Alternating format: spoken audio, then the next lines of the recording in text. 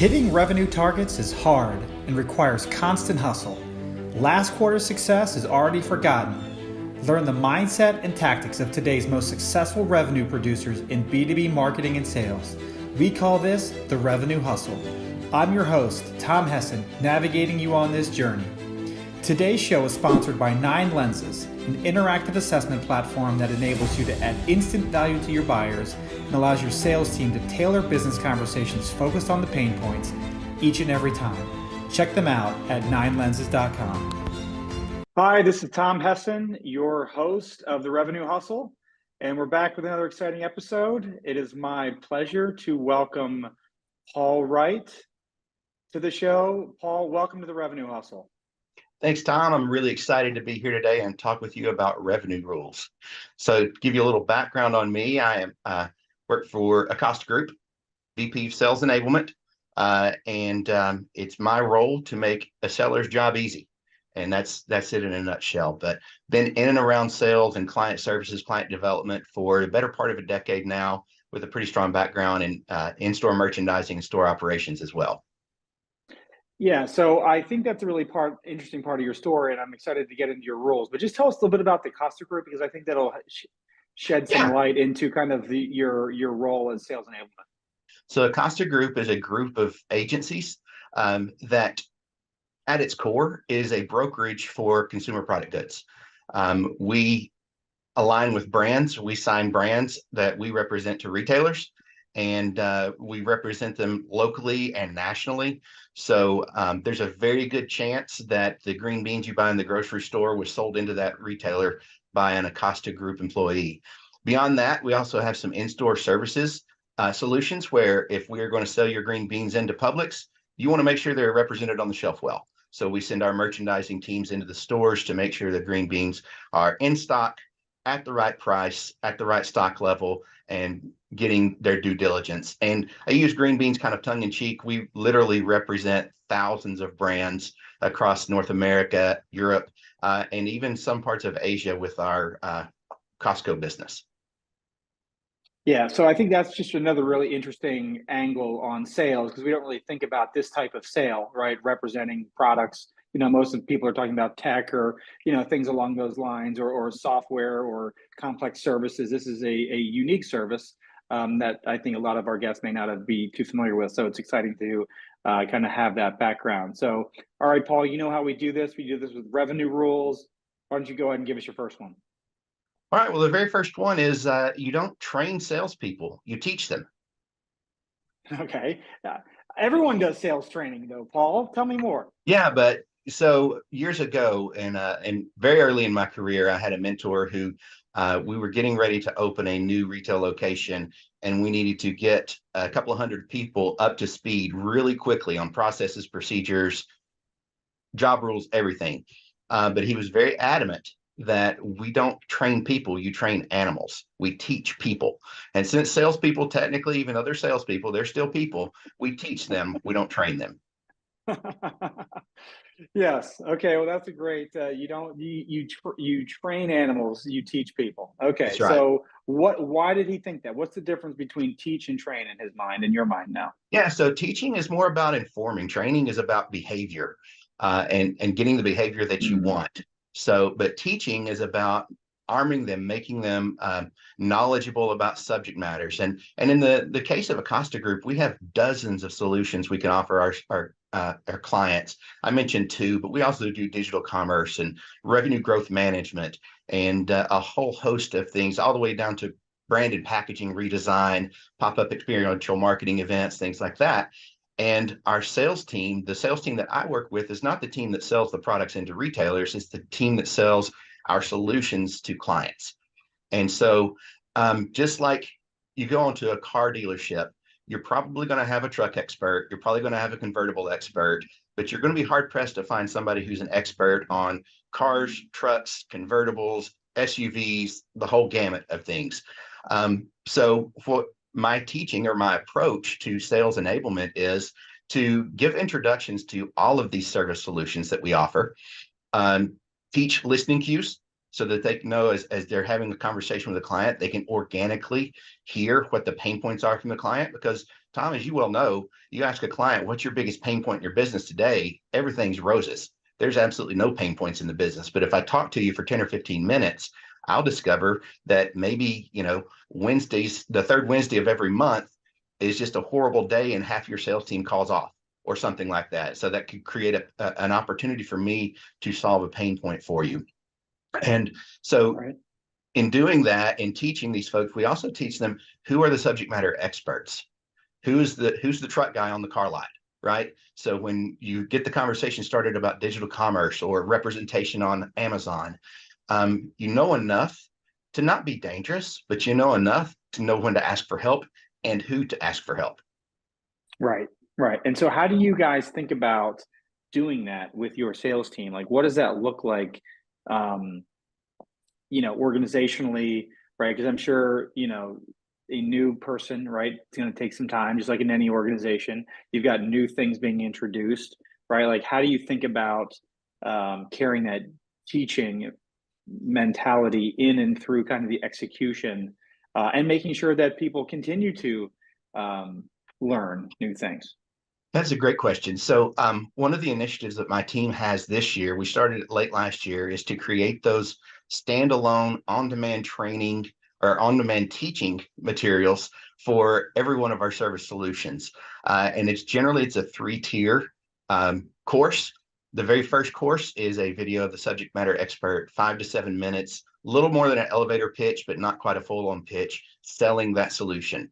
Tier 2, we take all of our sales collateral and we break it down into bits and pieces, and we create interactive learning assessments and learning modules with Rise, Articulate.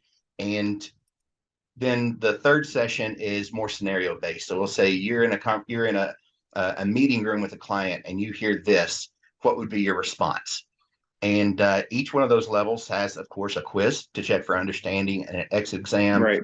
And then we've got a social graphic that we share. Hey, I'm accredited for full service Amazon, or things like that, so that we can get some excitement about it. And then beyond that, our BD leaders are really good about bringing in the cross-functional teams. It's a tri-weekly meeting, so every 3 weeks we get the cross-functional selling teams together, and we talk about what's going on. We talk about opportunities that we have in the pipeline. We live and die by Salesforce, so if it's not in Salesforce, it doesn't exist. And that's an opportunity for folks to hear, hey, you're talking with them. I've been trying to get a foot in the door with them for weeks. Can I sit in on your next call? Or different things like that, where we get some collaborative selling going. Right. Right. And how you said this new initiative around the stand-up videos. Why 5 to 7 minutes with the subject matter expert? So that's just an introduction to the solution. And it's a 30,000-foot view. We have had some go as long as 12 or 13 minutes for some of our more complex solutions. One of our more simple solutions we had was as short as a 3.5-minute video. But it's what that seller, if they had an opportunity in front of a brand new client, what they would want to share to pique interest. Right. And so you're relying on the expert, right, rather than you or some other person, right, to Absolutely. and how do you designate the experts? Like, just because So that's their... we actually use a sales enablement platform called HighSpot, and we've created play pages for every one of our solutions. And in creating those play pages, we actually identify the subject matter expert for that solution. And we're a large organization, but it's a small group of sellers. It's a small group of experts. So it's relative, and being able to keep my finger on the pulse of all of them and interact with them regularly is absolutely key and critical for me, being able to keep that list up to date, to keep the videos up to date, make sure the content's relevant. We recently redid a subject matter expert video that was only 8 or 9 months old, not because the service solution had changed, but the way we talk about it in front of clients had. And so that subject matter expert wanted to do a retake on it. And quite honestly, it's an absolute home run of a video. Wow. And so how was that the expert that kind of initiated that, saying, hey, We were doing a content review for our training course, and he took a look at the video and said, I really think I could do better this time. I've got a different way of telling the same story. that I think is more impactful, that I would really prefer for my team to go to market using this new approach.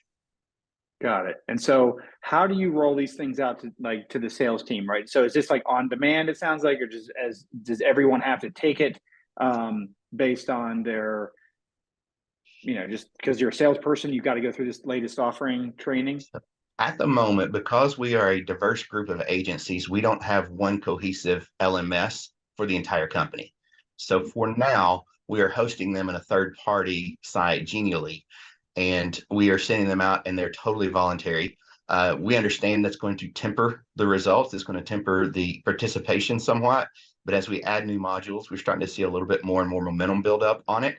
And as we, like I said, this was just launched late last year.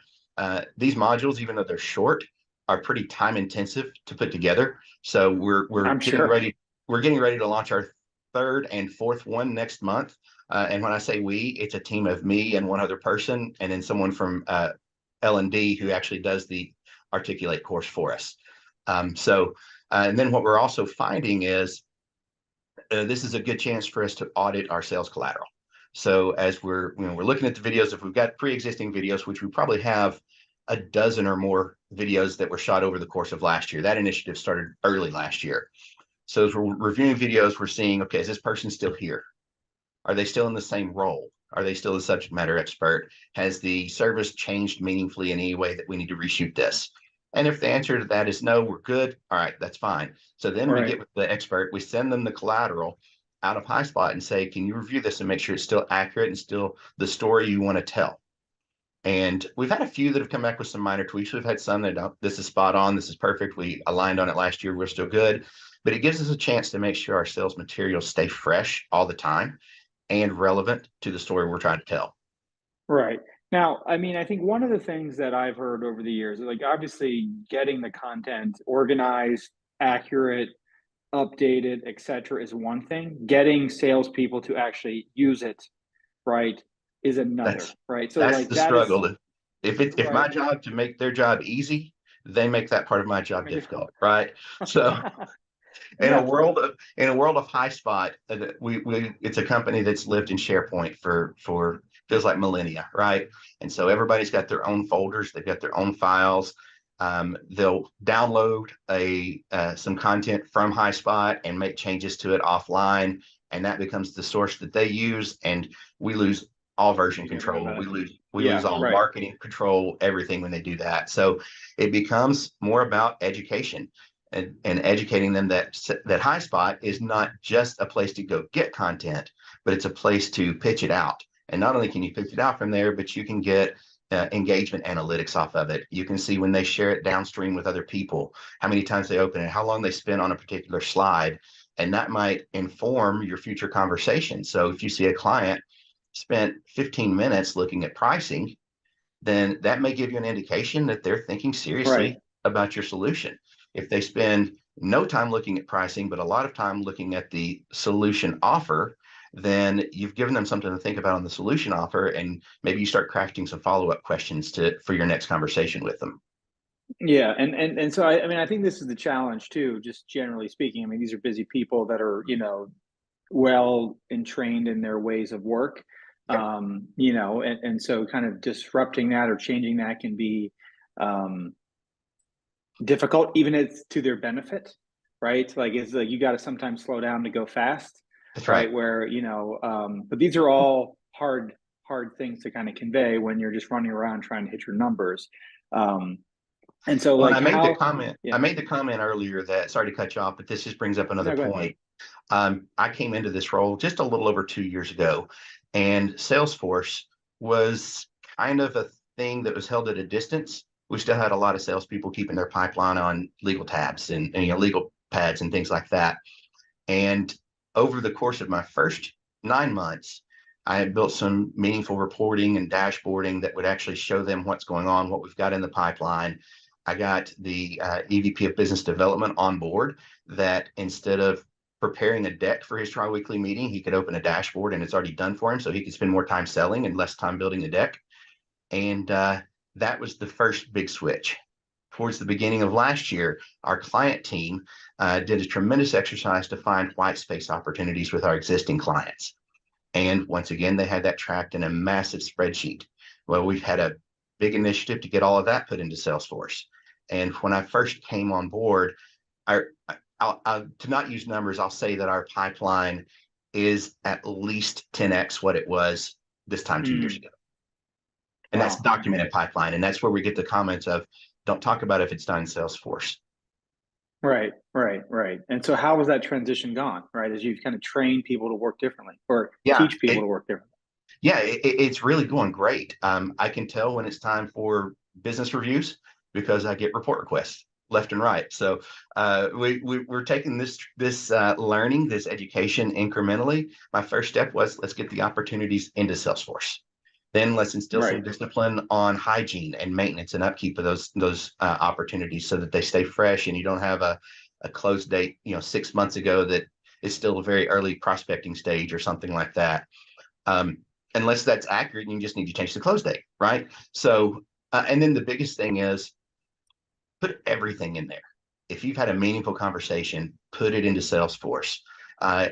If you lose or don't win 60% of the time, you're still going to the Hall of Fame, right? There's not a person in the Hall of Fame with a 400 batting average, but if you close 40% of your deals, then you're an all-star. And there's nothing wrong with closing, not moving forward. We've taken away it's closed loss, it's closed, not moving forward. Right. And so how do you think about, like, for yourself, your leadership, to convey the value that you guys provide to make the job of salespeople easier, right? Like it's like, because some of these things are like no brainers, right? Mm-hmm. Like we need to get everything into Salesforce. Everyone can see that, right? But like, I just imagine like learning, again, I work with other people in the learning world where it's like, all right, we put people through courses, but how do we actually know that is influencing their job that translates into a better client experience, win rates? It's just hard, right? I mean, I think that's where I'm getting. So I'm just kind of curious how you think about that. So for one thing, because it was such a new concept to track in Salesforce, from the very beginning and days in my role, I have made myself available. I've got a bookings link in my signature line for every email that goes out so they can grab 30 minutes with me there. I am active on Teams and free to answer questions. Even if I'm in a meeting, I'll answer questions on Teams all day long. And I'm pretty proud to say that I'm known as one of the most accessible people in the company when it comes to help. One of my mantras is, it's all about muscle memory. Just like learning to sell is about muscle memory. Using Salesforce is muscle memory. Using HighSpot is muscle memory. You're going to screw it up the first 24 times you try it. But the important thing is, don't let yourself stay frustrated. If you find yourself getting frustrated, shout, let me help you through it, because I promise you there's a better, easier, faster way to do it. Right. So you've really come alongside these sellers to be an advocate and support, and I mean, any number of these things, right? A former leader at the company tried to mandate that sellers spend 15 minutes a day updating their Salesforce. And just in getting to know the business and how the business works, that was overkill. And it felt like it felt like a punishment, right? I'm being sent to Salesforce timeout for 15 minutes a day. So you may not need to be on Salesforce more than 15 minutes a week. Right. Make sure it's fresh, make sure it's up to date. Capture that call as soon as you have it while it's fresh on your mind. Put it in the notes, drop it in as an attachment, whatever you need to do. But spend as little time as necessary to keep your records updated. And that will prevent you from ever having to spend a lot of time doing anything. Yeah, no, that's great. No, that's good discussion. I mean, I think those are, critical functions for any sales team in success, is to, be properly coached and taught on how to do these critical things and solutions and so on. So like, that job's never going away, because you're always going to have new people, new solutions, right? And so it's just a constant challenge of new things, right? So but let's transition now, Paul, to your second revenue rule. Why don't you hit us with that? Yeah, so this one may be familiar to folks, but it's a reminder that the sales rep is not the hero of the story, the client is. So while we come into the room trying to craft solutions to increase our revenue, if we come at it from a standpoint of I'm doing this so that I get celebrated on the town hall at the end of the month or anything like that, we're going to fall flat on our face. I've never been a dedicated seller, but in my role in client management, it was my responsibility to grow our portfolio. I closed almost 13% of the company's revenue in my last year in that role, and I never made a sales pitch. I never sold anything.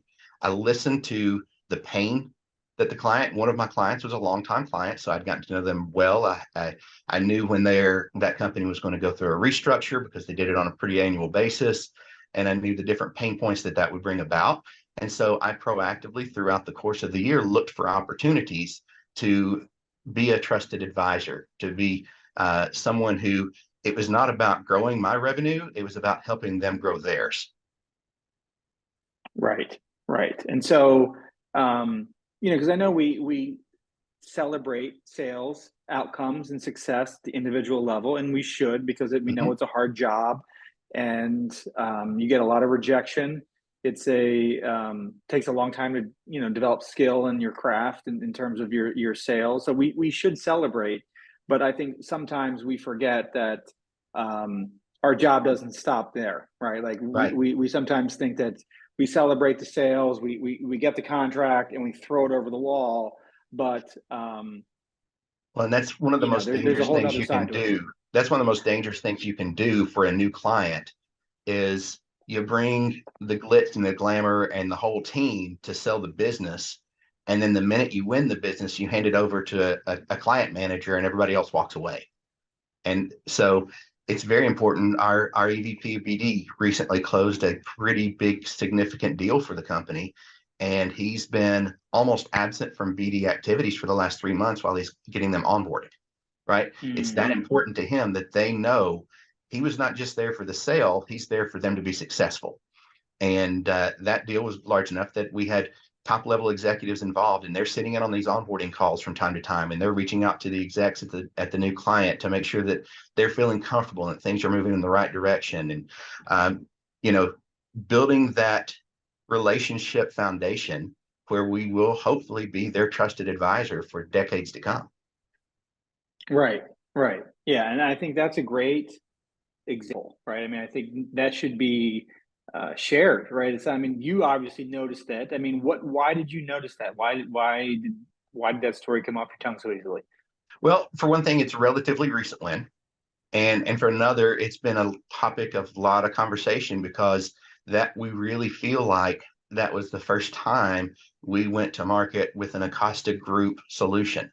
We didn't go just to get headquarters selling business or just to get retail services or just to get digital commerce. We went after them with everything in our basket. And while they weren't in the market for everything, they bought more than they would have if we'd just gone with a carton of eggs. Right. So, and they overnight became a really significant part of our portfolio. And so I happened to be in an offsite with that EVP when he was this close to getting the word. He was 99.9% sure, not ready to announce anything, but he was kind of sharing internal excitement. And he's just like, he says, now the real work begins. Because if I drop them tomorrow after they make the announcement, they'll be gone next time. Right. A year from now, they'll do another RFP because they don't feel valued. So we're going to stay engaged. We're going to stay in contact with them. And that's going to be our approach. And we really think that not only is that the right thing to do for this scenario, but for these large, meaningful client acquisitions, that may be the path of the future. I'm confident that he's done this in the past. This is just the first example that I'm really acutely aware of. Yeah. No, I mean, we're going through a similar experience here at Nine Lenses where we signed a very large Fortune 500 client. And again, compared to us, we're tiny. They're a massive whale, right? And we're going through. We if you think from the sales standpoint, we caught it. Now we're trying to digest it. Right. So there's an exorbitant amount of energy being spent to make sure that this customer is successful because you know, like you said, just getting them in the door and getting the contract signed is one thing. Keeping them longer Yeah. is a whole nother thing, and it takes a lot of time and energy, and focus, right, from leadership on down to make sure everybody's aligned to um, get it right, right? And you may not always get it right, but at least you're doing everything you can to make sure that that customer is not feeling, you know, not valued, or we're not getting your best people or anything like that. Well, and from my personal standpoint, I am who I am. I'm pretty straightforward, pretty honest. I just had a conversation with a former client last week. We stay in touch. I haven't managed his business in over 2 years, and we still stay in touch because we became friendly. And he repeated to me something he's told me many times. And this was not just directed towards me, but it's directed toward my company at the time, or the company I worked for at the time, rather, that things were not always perfect. But when things weren't perfect, you owned it and you fixed it. Mm. And that's the best testimonial you can get from a client relationship, um, is that, you know, we acknowledge we're not perfect, you're not perfect, but when things went sideways, you just rolled up your sleeves, jumped in, figured out where the lapse was, and you came up with a solution to fix it, and you stayed on it until it was right. Yeah. Now, is that something that is cultural, or is that something that's taught? Right? If we kind of combine the two rules here, like, because this sometimes is more, you know, not taught formally, but maybe more caught through culture, right? Just like, Yeah. um, So the culture of the company that I came from, and it was a small subsidiary of Acosta Group, and we were the disruptors, or we like to think of ourselves as disruptors. We were small enough that we weren't even on most people's radars. But because of that, every client was a valuable client.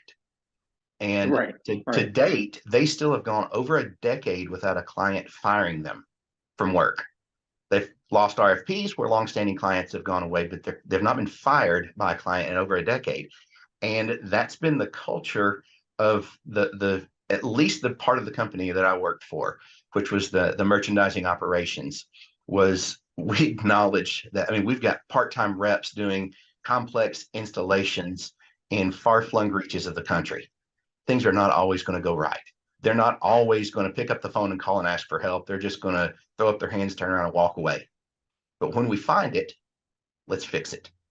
Right. But I do think it can be a learned skill. I think that that's the mentality, and I will say this: the account leadership at Acosta Group has a very similar mindset. They want to be honest with their clients, because if we're not honest with them, they're not going to trust us. If they don't trust Yeah, us, right. they are gone. Right, right. Now that's a good way to wrap that up there. But that's so true, right? And I think it's always important to remember who we're working for. You know, sales is a team game. It's also an individual sport as well. Um, but we are absolutely nothing without our clients. So Our EVP of that is BD, true. that's his motto is business development is a team sport.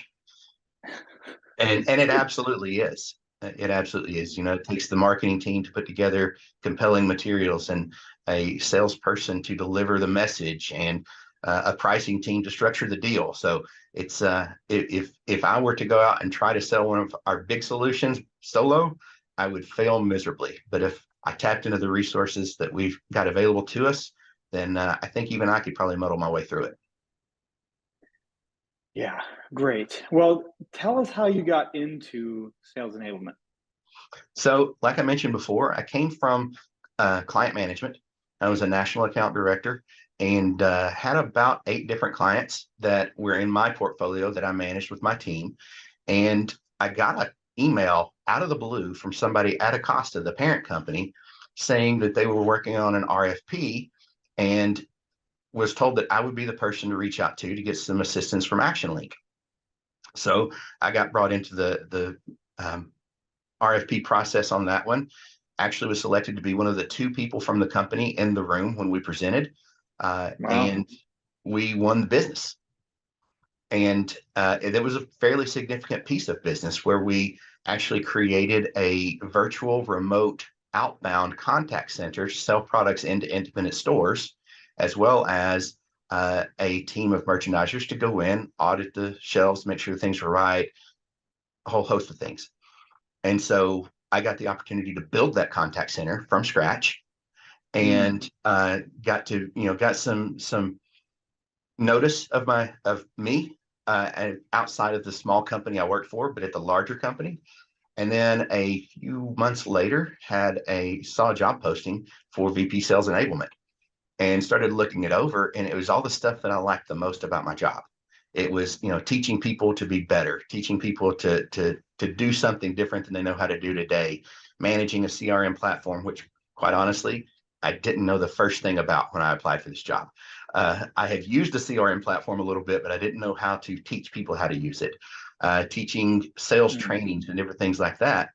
And then I did just a little digging and found out that the person hiring for the role was the executive who I had presented in front of for that big RFP. So she knew my name. So I just sent her a real quick email. Hey, I saw this. I was part of this RFP last year, saw this position posted and hear that you're the hiring manager for it. I'd love to learn more. She set up an interview for me, or had her assistant set up an interview for me. And 45 minutes later, I was in sales enablement. And I immersed myself rapidly in learning as much about what that means as I could, apart from the job description, and it's a fulfilling role, and it's fun watching other people be successful. I do miss from time to time being in the room where it happens and, making the pitch. Sure. But I've got a whole new set of clients now, and it's all the business development and client managers in a large organization. So I still get plenty of opportunity to present and to help them be better at what they do and help our company be stronger each and every day. Awesome. Well, where can we follow you online, Paul? I am on LinkedIn right now. That's my main presence professionally. But I'm Paul Wright. My banner is an Acosta Group banner, and I feel free to reach out and connect with me if there's anything, any of the viewers and listeners. If there's any way that I can help them, support them, or just be a sounding board for them, feel free to reach out and connect. Awesome. Well, thank you so much for coming on to the Revenue Hustle. I've enjoyed the conversation, and let's do it again in the future. Sounds good, Tom. Thank you for having me. You bet. Thank you for tuning in to The Revenue Hustle. This episode has been brought to you by 9 Lenses. Close more deals with interactive assessments. Check them out at 9lenses.com. See you next time.